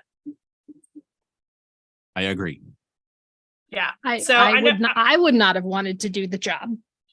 No. And again, like I totally understand that a lot of people are frustrated because their Comic-Con experience is, you know, like Hall H. Their experience is I show up, I sleep out, I go to the panels, I get to see the big movie actors. Like if that's your Comic-Con, like I absolutely understand that like you are upset that it looks like that may not be what your experience is this year. You've spent all this money. Yes. Yeah. Or in the case of even our team member, Kara, who very much goes to see the celebrities. Stars. Celebrities. So this will be a different year and a very different year. And again, I think it's all just an expectations thing. Like this is why we've been doing strike talk with Carrie for 2 months, even though I think everybody just wants me to shut up. Because we knew like that there was a real possibility that this year could be super weird. So hopefully your expectations are a bit more managed. And I know that this is not a schedule that's 100%, but I think that they've done the very best that they can. And I think that next year there should not be a strike. I do not foresee these strikes, even if the actor strike going on for over a year. And if it does, we're going to have a lot bigger problems because there will be nothing for anyone to talk about or to show. Correct. I think next year lots of comics are going to get made. Yeah. Lots of comics. I think next year everybody's going to show up and be like, look, we have not gotten to do like our full presentation in a very long time. And like, we want to go all out. Everything that I've heard is that a lot of folks wanted to do that this year. And again, it's all just down to the uncertainty around the strikes. Like it's not a knock against Comic-Con. Just because it's this way this year does not mean it's going to be this way forever. So right. I will stop talking now. I will chime in with those of you who are disappointed about specific things. And yes, we do understand, as Carrie mentioned, if you're there for a very specific thing in your Comic-Con is that way. But remember, Comic-Con is what you make of it. Yeah. You can go out and find new things. You can go out and see if there's something that you may enjoy different this year. you can do other things. Now, yes, you can still be upset that the thing you want is not there, but you can also choose to then go and find something else to do and have a good time. Because I And think maybe you'll because there is, realize, there's a billion things to do at Yeah. Comic-Con. And Yeah, you I can mean- walk the show floor, no matter how crowded it is. You can walk and see what cool things are on the show floor. If there's some panel from some random thing, like, I don't know, watching a 3-hour D&D session, that may be your thing to go and do. Who knows? You can find something that you probably will enjoy doing. So go find it. Yeah, absolutely. And again, I just want to give a shout out like to the offsites. Like, again, I know I've also heard a lot of people being like, well, but there's not that many offsites this year. It is July 9th. For anybody who has been paying attention to Comic-Con news season, as we definitely do, hopefully knows almost all of the offsites get announced in about the last week or so, like almost all of them. And I promise you, there are things still to be announced. So there's going to be some super cool stuff that just has not been announced. So there's going to be plenty of things to do. And again, we understand like that people are frustrated, but I mean, honestly, maybe you just have a chiller convention, you know? I mean, you might get to sleep in that hotel. You might get to sleep in that hotel that you paid thousands of dollars for. What? Shocking. Yes. You might get to go have dinner with your friends, you know, like if you've got a group that you normally camp out with in Hall H, like, why don't you all go to dinner and talk, like sitting at a table as opposed to on the ground, and have like, people bring you food on a plate, not on a piece of cardboard. Yeah. So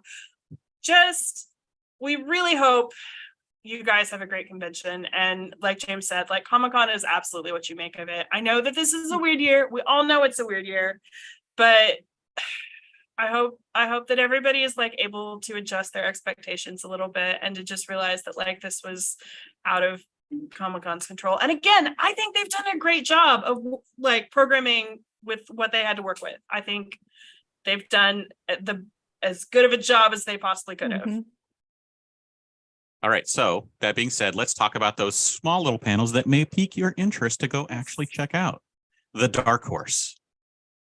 Who wants to go first? Let's let Aaron. Okay.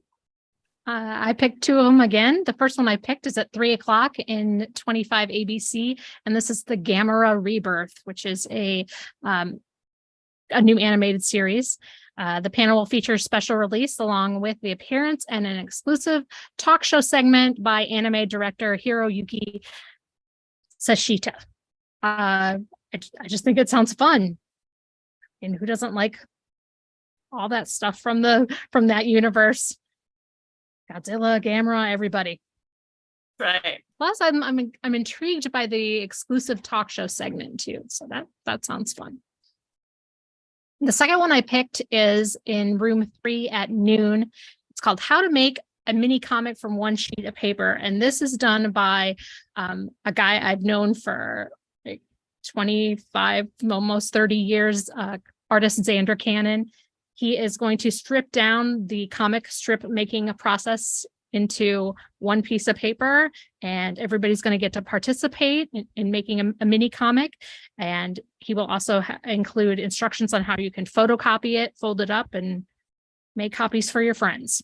So that to me sounds really fun. And I know he's a very patient, creative individual. So I think this is going to be, he's really good with kids. So I think this is going to be a lot of fun.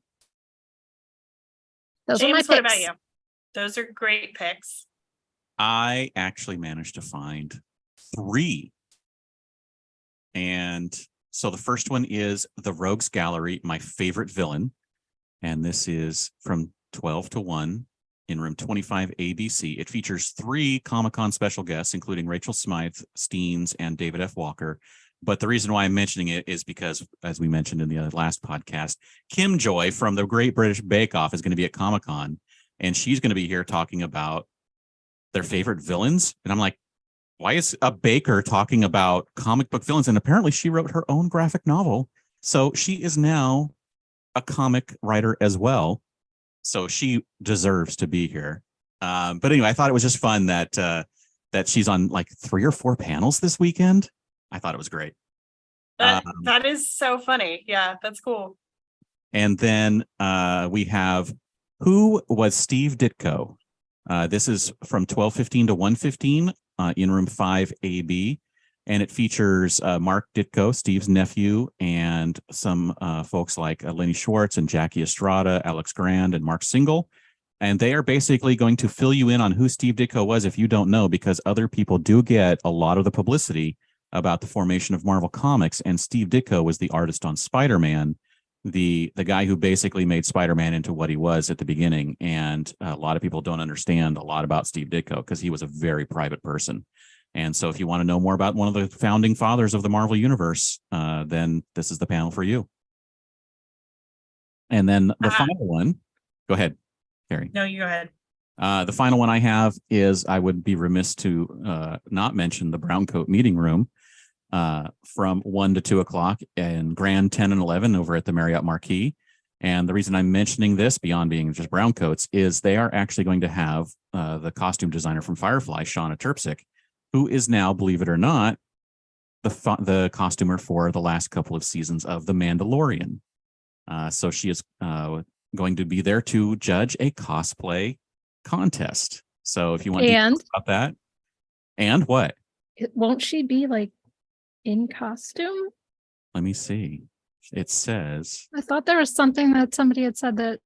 Well, she's going to be judging it, and so is Nick Kremenick and our good friend Nick. podcasters Shaylin Campo and Josh Matson. So they're going to basically want you to bring a Firefly Star Wars mashup costume and be judged in the cosplay contest. That's so awesome that it's a mashup. That's so I can't wait to like see all the pictures of all the clever, people much more clever than I am.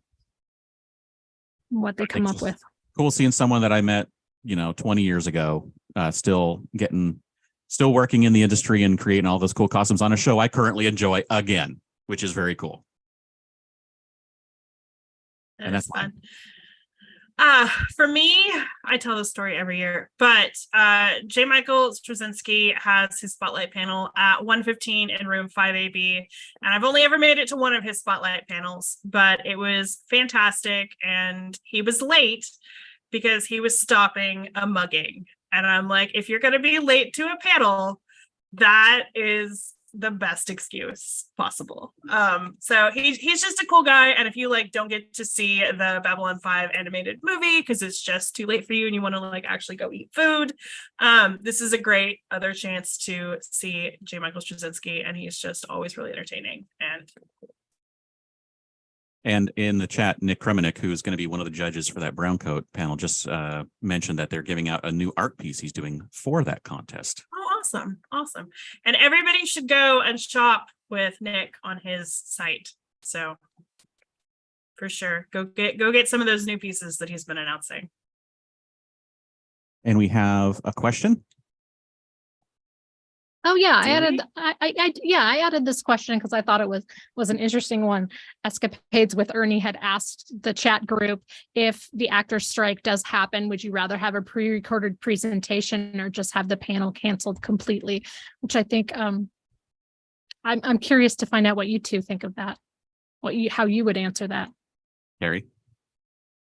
I think so long as they announce beforehand that it's pre-recorded, I would rather have a pre-recorded panel than nothing. But again, I think it's all down to expectations. Like the problem with the Rookie last year was that they didn't announce, or if they did, it was not very far in advance. And so nobody actually saw the news. And so everybody went expecting Nathan Fillion. And when there was no Nathan Fillion in person, the crowd booed. Over at Abbott, most people at least read the description, which said that it was pre-recorded, and it was this is maybe not my first choice, but still I get to go watch the actors, answer some questions and stuff like that. So I don't mind pre-recorded panels if the option is pre-recorded or nothing.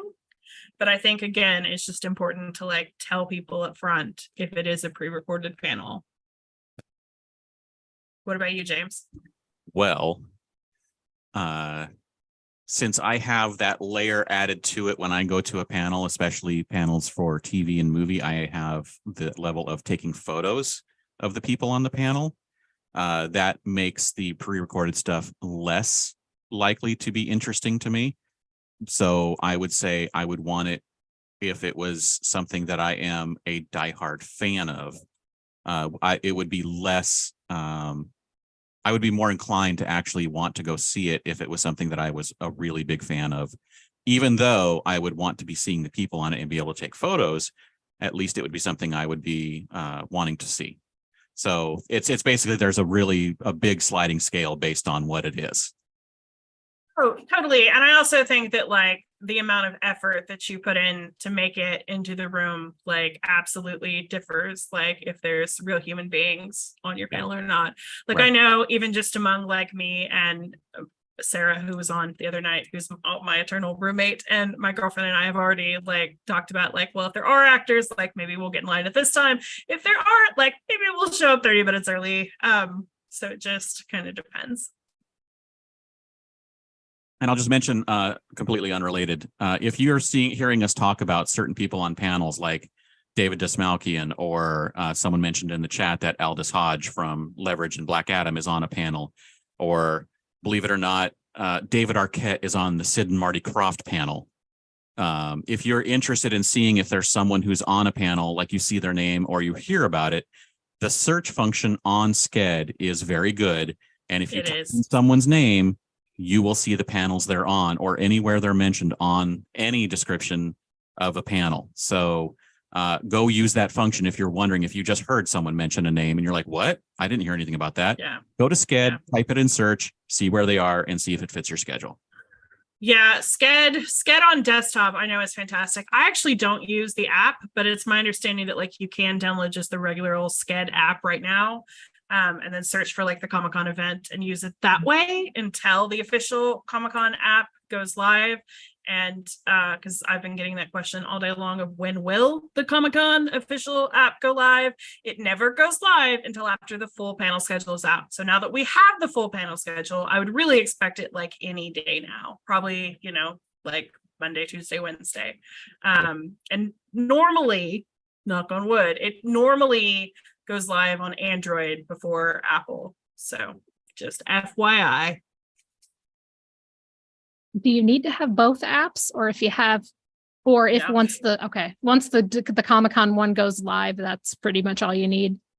Yeah, the Comic-Con app will also have the schedule, so you can totally use that. But in the interim, like if you want to use Sked, like you can totally just download the regular old Sked app and then find the Comic-Con event within there. So that is an option. Indeed. Is there any other questions or FAQs that we would like to mention before we start the sign off? Just remain flexible. Remain flexible, everyone. Remain fluid. And I know, again, go ahead.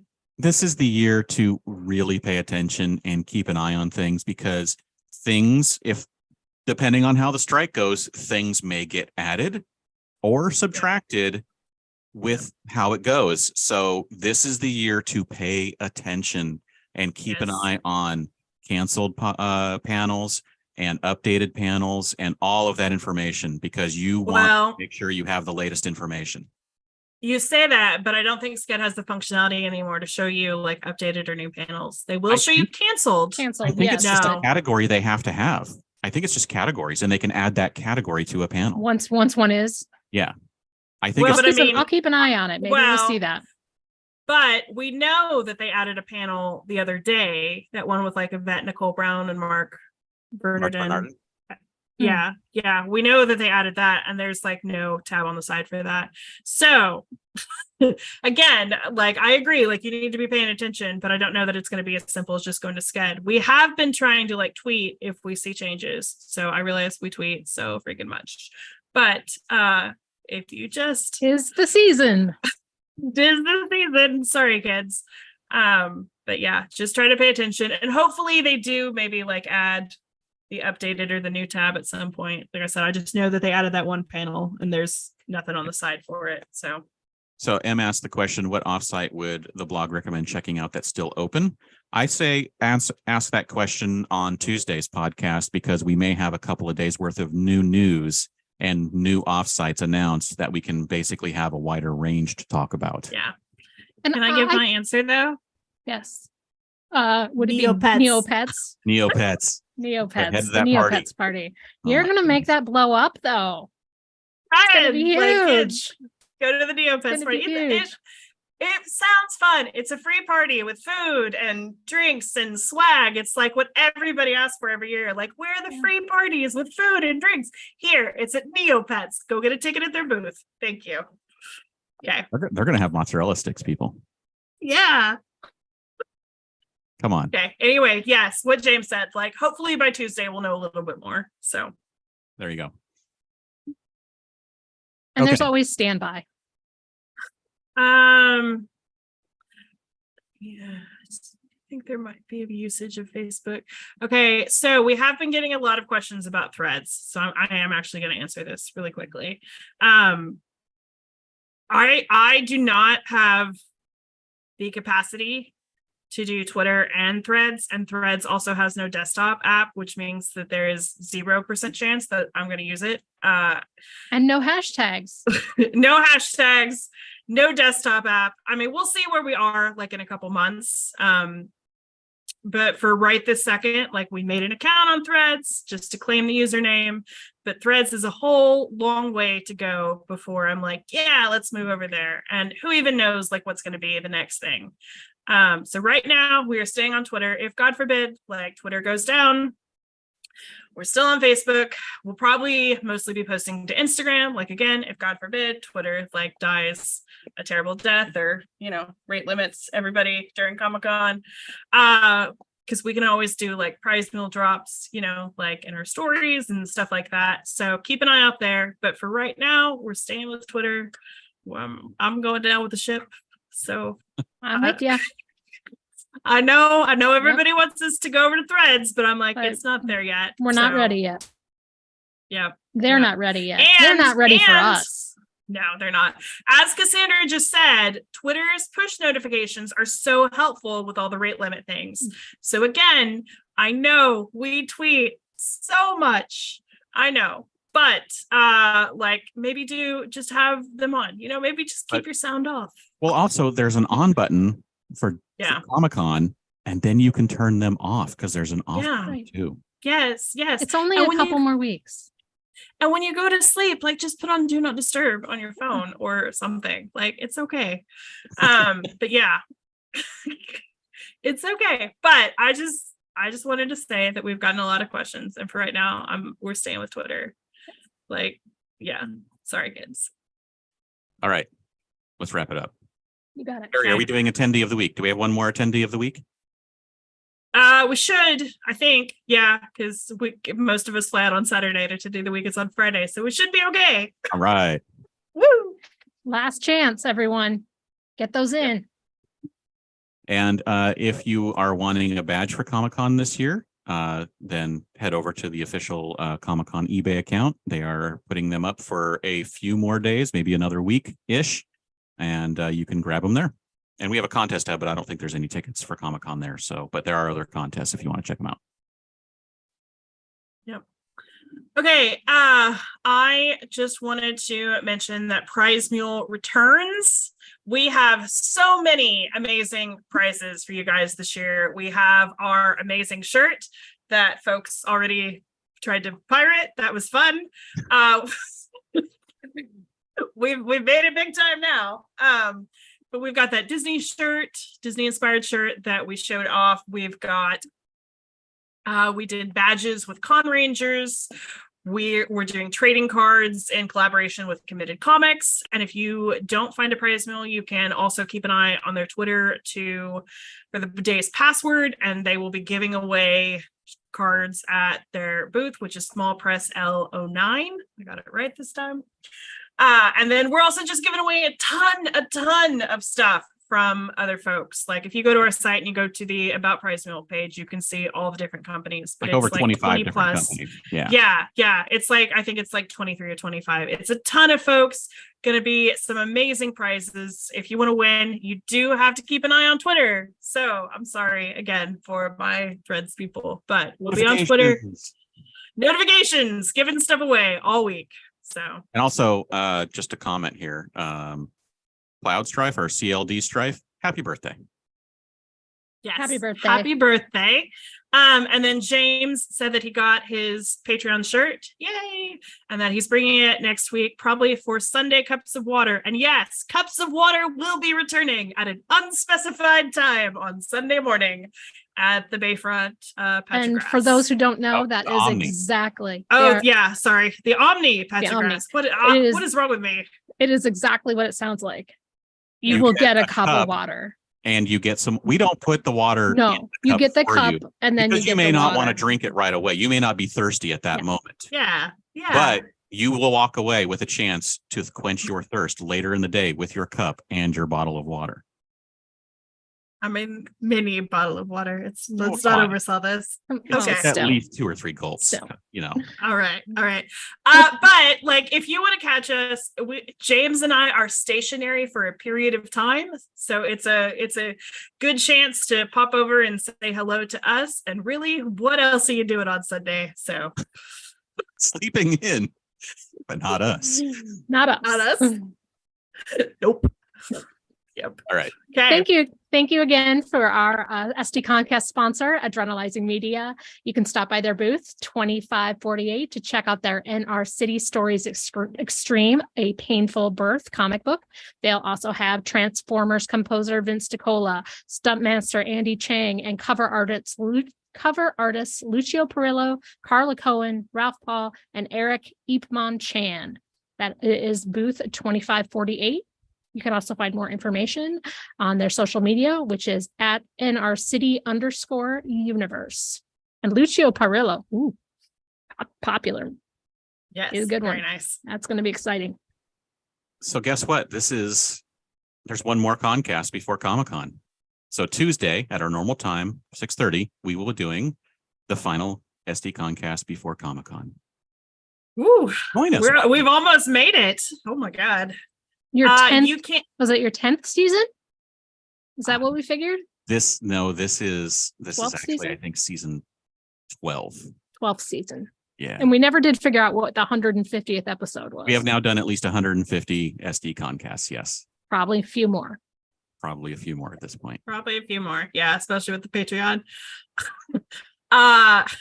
You can sign up for a newsletter. We have one more to send out, probably next Saturday. Well, I think it has to be next Saturday because Sarah flies out on Sunday. So next Saturday, we will be sending out one final email blast. If you've not yet signed up, there is a giant sign up button option at the bottom of our site. So just scroll down. All right. So again, thank you all for joining us and listening. And Aaron, where can we find more of you on the internet? You can find me at Bavarian Aaron on Twitter and Instagram and Threads, I guess. Carrie, where can we find more of your work on the internet? You cannot find me on Threads until they get a desktop app, but you can find me on Twitter at Carrie Dixon, and you can find me over on the blog Twitter. James, where can we find more of your work on the internet? I am everywhere at Dan Regal, and you can check out geekshotphoto.com for links for myself and my wife, Beth, who handles everything on this show for slides and editing and all that. So thank you, Beth. And I'm also on the Citizens of Lorcana podcast covering Disney's new trading card game. We talk all about Lorcana and what's coming out with it in just another, oh, geez, it's releasing in like a month. Finally. Anyway, that's where I am. We are on iTunes. If you'd like to subscribe, the links are up in the blog, or you can search for SDConCast. If you like what you've heard so far, please review us. We are also on Stitcher Radio and Spotify, and the link is in the show notes. And then I also just wanted to give a shout out to our patrons who are awesome and who help keep the lights on. And actually, I'm going to go and show this. Oh, no. I'm not. Woo. Oh, no. Oh, reveal. I'm not gonna have time to ship them out before the convention. So I'm sorry about that, but I only have like so many hours in a day. But I got if you ordered one of the tiers that came with one of the pens, that's what they look like. And I just got them in. So we will be shipping those out early August when I get home. Not just any pin, a yesterday's enamel pin. Yesterday's enamel pen that says like heart you blog. So I mean, I guess if you really wanted, you could kind of call this like a yesterday's heart pen. I am not calling it that, but it's got, it's you heart the you blog. So if you got one of the tiers on the Patreon that comes with one of those, we'll be getting those out in early August. All right. And there's still time, isn't there? Yeah, absolutely. There's not like a time limit. No on it, deadline. so Excellent. no deadline.